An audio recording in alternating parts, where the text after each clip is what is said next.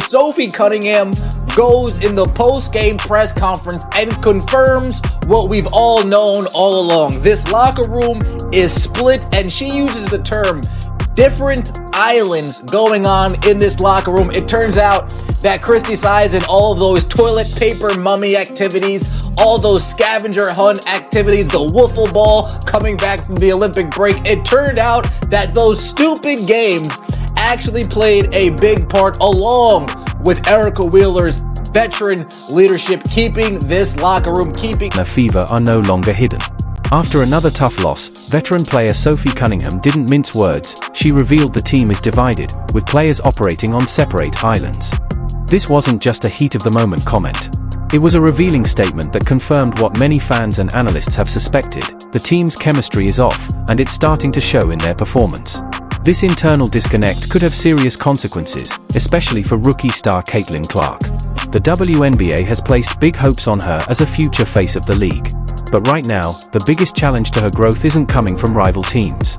It's coming from within her own squad. What is going on with the Indiana Fever? Is tensions mounting? Did Sophie Cunningham just expose the truth that's going on with the Indiana Fever? Is there some turmoil brewing? Is there issues in the locker room? For Sophie Cunningham's candid remarks, the warning signs were already in plain sight. Missed passes met with forced smiles, teammates barely interacting on the bench, and a clear lack of connection on the court painted a troubling picture. The front office attempted to smooth things over with bonding activities, scavenger hunts, team-building exercises, and upbeat social media posts. But looking back, those efforts now seem more like temporary fixes for a much deeper issue. The chemistry just hasn't clicked, and no amount of planned fun can hide that. We talk about this. We are circled on everybody's schedule. Everyone, no one likes us, right? So everyone in our locker room, that's the only type of people that we have that we can lean on. And we got to be better in that area. We have got to stay disciplined. We have to stay focused. We need to get consistent, and we got to lean on each other. And I think that we've kind of wavered a little bit on that. We have our own islands, but as one of the leaders on the team, I got to do a better job of grouping people. About players being on their own islands wasn't just an emotional outburst. It was a striking revelation. It confirmed what many had suspected: the disconnect within the Indiana Fever is very real. This isn't simply a young team learning to gel. It's a group of individuals moving in different directions, held together only by the same uniform. And caught in the middle of this fractured dynamic is rookie sensation Caitlin Clark, trying to find her footing while weathering a storm she didn't start. In the post-game interview, speaks on this team and the islands within the locker room. Everybody's on their own little island. We're going to get back to that real quick. Listen to what Stephanie White said in the offseason. One of her thousands of interviews that I called out. Stop doing interviews. I want some wins. One of her 1,000 million interviews during her press run in the offseason. This turbulent WNBA season, Caitlin Clark stands at the center like the calm eye of a hurricane. She didn't just enter the league as the top draft pick. She arrived as a full-blown cultural force.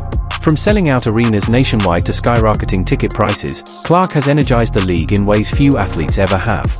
She's brought in massive media attention, new fans, and a wave of momentum the WNBA hasn't seen in years. By all accounts, she's the league's most valuable asset.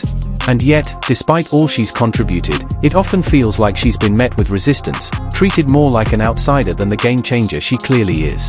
Interesting comments from Sophie Cunningham, and yes, you kind of have to read between the lines a little bit, but I also think it is a pretty clear admission, just without detail, of what has been going on with the Indiana Fever this season, and it is not good at all. It makes it really, really difficult for teams to put together winning performances when you have all of this going on. And no, I'm not even talking about the distraction of Caitlin Clark and her injury and other things, although that plays a part as well. But she also does make a comment that I think is important in terms of who the Indiana Fever are as a team and how that makes things more difficult as well. So I want to take a listen. Through it all, Caitlin Clark has carried herself with poise, gracious in every interview and giving her all every minute on the floor. Yet behind the scenes, she's facing what many see as a quiet, but unmistakable, form of professional resistance. On the court, she's become a target, drawing unusually aggressive play from opponents. But what's even more surprising is the lack of visible support from within her own team. Despite being the driving force of the franchise, it seems there are players around her unwilling to let her lead. And in doing so, they may be holding back not just her potential, but the team's entire future. Not sure Sophie meant for it to come out like that, but it's something I have suspected for a while, maybe about 4 weeks now. It's something that Jason Whitlock jumped face first, head first into the deep end the other day on, that the locker room with the Fever, and just to keep it real, I agree with him on this. I think there are some preferences in the locker room where these young ladies differ in how they handle or how their preferences in their personal lives, and the locker room is divided. No one's calling out names directly, but the on-court dynamics are speaking louder than words. The disconnect is visible, especially in the interactions between Caitlin Clark and fellow rising star Aaliyah Boston. Boston often seems like she's trying to make sense of a game plan that's missing key pieces, an effort marked by frustration and confusion. But the tension doesn't stop there. Some of the team's veterans, including Natasha Howard and Brianna Turner, have drawn criticism from fans for what looks like a complete lack of chemistry with Clark. At times, the energy on the court suggests more than just a miscommunication. It hints at a deeper divide, one that could be rooted in clashing roles, expectations, or leadership styles. And that Sophie Cunningham thing on repeat, man. That clip where she grabbed the girl and threw her down, foul. It's a hard basketball foul, probably over the top. Of course it is, but why would it not be given the circumstances? But once she did the clinch, man, MMA fans, UFC, grappling, Muay Thai, we all know. Once you seen that clinch, it was like, okay, she just ain't no regular fucking person. She knows something. She got some skills, and I guess she has like a black belt in Taekwondo or some shit like that, which is wild. And apparently she was the kicker on a high. Missed passes, slow defensive help, a lack of urgency that's hard to ignore. The Indiana Fever don't always look like a team. They often resemble a workplace where the newest employee is getting all the spotlight, and the veterans aren't thrilled about it. This goes beyond typical growing pains. The patterns on the floor suggest something more deliberate, a quiet, simmering resistance from a core group of experienced players. Rather than rally around their star rookie, some appear hesitant to embrace the shift in spotlight, even as she begins to reshape the way the game is played. What's interesting is everybody hates them for multiple reasons, but the one I want to talk about when she said about circled on the schedule that I think is important, because it's easy to look from the outside and be like, well, that shouldn't matter. And it shouldn't matter, but it does. And what I mean is, we're all human, and not everybody's athletes don't. They should. They get paid to. It's a job. It's Behind the scenes, the tension in the Indiana Fever locker room may be rooted in more than just basketball. In recent weeks, whispers have grown louder across the sports world, with analysts and insiders hinting that this rift could be the result of a deeper cultural divide. Some now believe that the islands Sophie Cunningham referred to aren't just about on-court roles or playing styles. They reflect broader differences in backgrounds, beliefs, and life experiences. If true, it points to a team split not only by strategy, but by identity, posing an even greater challenge to building true unity. About taking accountability. Now, I can't say that last play with the 5-point swing. I think more so of she shouldn't have been in front of Stevens, man. She is too big. She is too big. Yeah, I get it, box out, but it was better to have Boston in her spot. Now, I did hear Stephanie White take accountability on that one. She was like, yeah, it's probably on me. I should have switched them too, made sure we had the big right there, but, you know, it just slipped her. But, yeah, I think in that instance, it should have been Boston right there. It's big on her to take the accountability, but yeah, Boston should have been there. She could take fault in it too, because it's also like you have to recognize what's going on. While no one is naming specifics, growing speculation points to a deeper issue within the Indiana Fever, one that may go beyond basketball strategy. The theory? A locker room split along ideological lines, making true unity not just difficult, but perhaps impossible. If that's the case, it would explain why the tension feels so personal, even hostile. This isn't just about who gets the ball in crunch time. It may be a clash of values, playing out behind the scenes in subtle but powerful ways. No amount of team-building exercises can bridge a divide this wide. Chemistry can't be forced when people see the world through entirely different lenses. And that's what makes the situation so fragile. When personal and professional lines blur, a fractured team doesn't just underperform, it becomes a pressure cooker, and right now, the clock is ticking.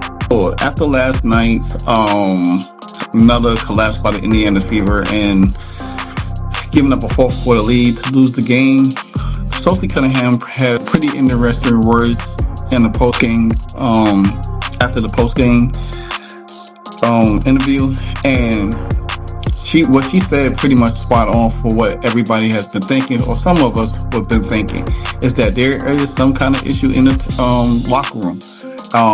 And she put it plain and simple as we could get it. And maybe this could lead to what DeWanna Bonner left. Now, there could be some issues, there could be some players, and we already know that there's a gender out. As tensions rise and the team continues to splinter, one critical question remains: where is the leadership? Head coach Christy Sides and the Indiana Fever front office have so far appeared either unable or unwilling to step in and steady the ship. Despite overseeing the league's most high-profile player, they've allowed internal conflict to grow unchecked, leaving Caitlin Clark to navigate the fallout largely on her own. Every packed arena, every spike in ratings, and every headline the team makes is directly tied to Clark's impact. Yet the support she needs from within the organization seems noticeably absent, and that silence may be louder than any sideline speech. But I just think that it's impossible to think that's not a real possibility here. You know, and it should be noted, Stephanie White. All right, Stephanie White checked some boxes. And then you've got Sophie, and you got Caitlin, and you got Aaliyah, and you got Lexi. To my knowledge, probably Demarius Dantis, but I don't know. Michaela Timpson, I don't know. That don't check some boxes. The Indiana Fever's front office is reaping the rewards of the Caitlin Clark phenomenon: sold-out arenas, soaring ratings, and a wave of national attention. But while the financial benefits roll in, their performance in the role that matters most, managing team culture and protecting their star, has fallen flat. Their continued silence amid growing dysfunction isn't just a missed opportunity, it's starting to look like quiet approval. By refusing to address the tension head-on, they're sending a message to the locker room that fractured chemistry and internal conflict are just part of the deal. And to Clark, it signals that when the pressure rises, she's on her own. It's a stunning misstep, like being handed a winning lottery ticket and watching it burn. Now everybody knows who Sophie Cunningham is. Everybody wants a piece of Sophie Cunningham. Her jersey is the #1 selling jersey in the WNBA. Sold out. Now, why is that significant? I'll tell you. Because her jersey surpassed the all-time woman, Caitlin Clark. The most popular woman ever in the WNBA, Caitlin Clark, got her jersey surpassed by Sophie Cunningham. Why? Because Sophie Cunningham stood up for Caitlin Clark. She did all of these Instagrams. She did all of this stuff. And next thing you know, what Caitlin Clark is facing isn't new in the world of professional sports. History is full of elite athletes who've had to step up, not just on the court, but behind the scenes, to reshape fractured teams and cultures. Take Magic Johnson, for example. His clash with then-coach Paul Westhead led to a pivotal leadership change that sparked the rise of the iconic Showtime Lakers. More recently, LeBron James has consistently used his influence to build competitive, winning environments, reshaping rosters and guiding team culture in Cleveland, Miami, and Los Angeles. In each case, these stars didn't just play the game, they changed it. And Clark may now face a similar crossroads. They've been losing leads. The close on games has been very, very, very much of a struggle for them. And yeah, you have to face the ugly part about it. You have to figure out what you're going to do to actually fix that situation. You know what I'm saying? Fix that issue that y'all keep having. It's about want to. It's about grit. It's about, saying, no, we're going to win this game and there's nothing you're going to do about it. And a part of that comes from just wanting to win, wanting to get that dub. So, yeah, I kind of understand Sophie. I do have grace for this team. But at the end of the day, man, you can think about probably 2-3 other teams who have just put their team together as well, and they are finding ways to win more games than Indiana. The greats have always known a hard truth: you can't build greatness in a toxic environment. Right now, Caitlin Clark's strongest traits, her humility, team-first mindset, and relentless optimism, are being quietly used against her. Her refusal to speak out publicly has been mistaken for approval, giving others permission to continue behavior that crosses the line. The time for quiet gratitude may be over. Around the league, we're seeing more than just rookie initiation. What's unfolding looks like targeted aggression. Game after game, Clark takes hits that go unchecked, not just by officials, but by her own teammates. The message is clear: no one is stepping in. And in sports, silence is never neutral. It's a signal. This isn't just tough defense. It's a pattern. It's calculated. And it's personal. When a veteran like Diana Taurasi hammers Clark with unrelenting physicality, or when plays veer into full-body collisions that feel less like basketball and more like targeted takedowns, the line is crossed. And when teammates stand by and watch, they're not just bystanders. They become part of the problem. Their inaction fuels the perception that Clark is fair game. At this point, her professionalism, once a strength, has become her biggest vulnerability. To survive this environment, Caitlin Clark may need to reinvent how she leads. The polite, quiet rookie the world fell in love with may not be the leader this locker room respects. Now is the time for resolve. Not more humility, but backbone.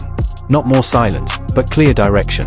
It's time for Clark to walk into that locker room like a CEO facing a company in crisis, ready to make tough decisions and set a new tone. That means demanding the ball, calling out broken systems, making it known, publicly and internally, that she won't sit quietly while her career and her team veer off course. Because this isn't just about one player or one team. The WNBA is at a crossroads. Caitlin Clark was expected to be the face of a new era, someone to expand the league's reach, boost its visibility, and attract the next generation of fans.